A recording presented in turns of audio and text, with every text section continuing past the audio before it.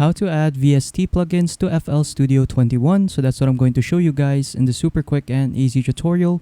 So without further ado, let us begin. So first, I'll just be downloading this free plugin right here, which is Acon Digital Multiply. So I'll just download this. I'll just click download. Then I'll just enter my account details right here. And then after that, I'll just wait for the download to finish. Once it's done installing, just open up the installer.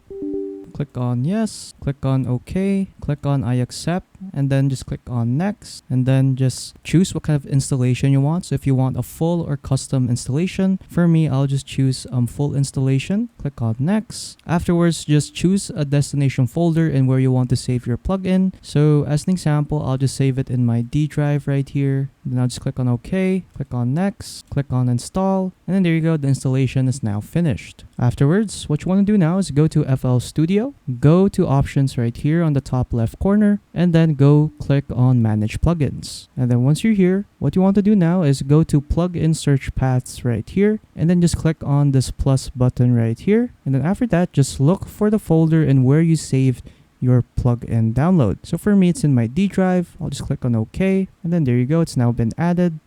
So what we're gonna do now is click on find more plugins and then just wait for it to load. And then once it's done, finding the plugins, what you can do now is to just simply search up for the plugin that you've downloaded. So mine is this one over here, Acon Digital Multiply. There you go, you can add it to your start if you want to. And there you go, you've now installed a plugin. So after installing your plugin, you can now use it. So for example, just go to the mixer over here. For example, just go to slot 1. And then after that, my plugin is now here. So it's under this category right here, which is fixed delay, FX delay modulation. So you can use it if you want to.